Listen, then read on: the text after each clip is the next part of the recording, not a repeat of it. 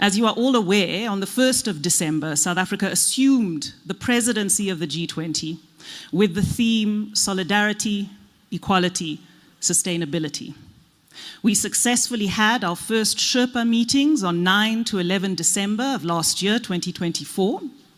The G20 working group meetings in both the Sherpa and finance track are well underway. And this week, Minister Lamola will host the first G20 foreign ministers meeting and welcome his counterparts to South Africa. The G20 comprises of two tracks, a DIRCO-led Sherpa track, which has 15 sectoral working groups led by the relevant line function departments, and a national treasury-led finance track, which has 8 sectoral working groups. I and my fellow Sous Sherpa, Ambassador Mabhongo, seated next to me, are here today to provide you with an overview of this coming meeting, including the attendees, its objective, and its expected outcomes.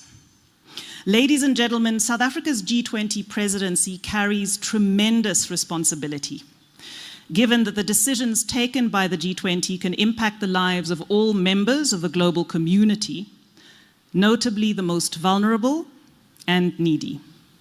South Africa is the only African country that is a permanent member of the G20, and therefore, this is the first time in the G20's history that an African country will preside over this august bloc of developing and developed countries. The world faces a myriad of global challenges and continued sustainable development reversals. The current global situation suggests that the international community requires a profound paradigm shift characterized by solidarity, harmony, and mutual respect. In this regard, the G20 has a significant role to play in fostering global cooperation, collaboration, and partnership to address these challenges and achieve sustainable development.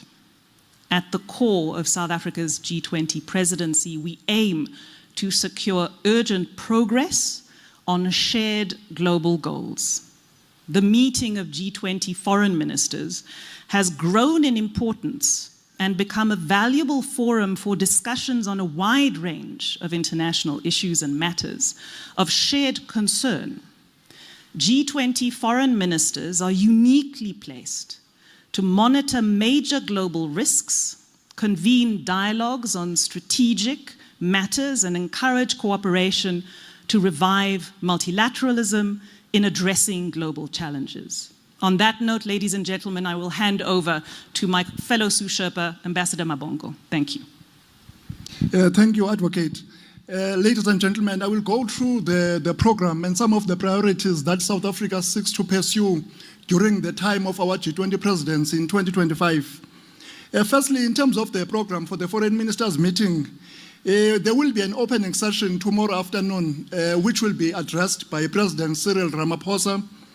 And this will be followed by a second session also tomorrow afternoon, where the foreign ministers will discuss the global geopolitical situation. This is one of the reasons that we have convened the meeting of foreign ministers, so that they can reflect on the geopolitical situation that the world faces today, and see how the G20 can position itself to respond and contribute to that. Then on the second day, there will be a third session that will deliberate on South Africa's priorities. As Advocate Jele has indicated, in December we had our Sherpa meetings in Sandton, and during that meeting we presented to the Sherpas South Africa's priorities for its G20 presidency. So this is therefore an opportunity for the ministers on the second day of this meeting to deliberate on these priorities.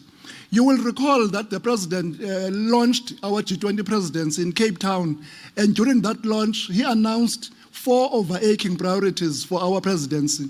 The first one being strengthening disaster resilience and response. Secondly, ensuring debt sustainability for low-income countries. Thirdly, mobilizing finance for just energy transitions. And the last one was on harnessing critical minerals for inclusive growth and sustainable development.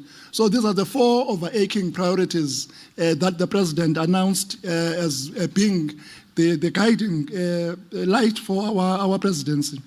In addition to this, we have established 3 high-level task forces. The first one is on inclusive economic growth, industrialization, employment, and reduced inequality. The second one is on food security. And the third one is on artificial intelligence for sustainable development. And then, importantly, our presidency is the last in the first cycle of G20 presidencies since it was elevated into the leaders level.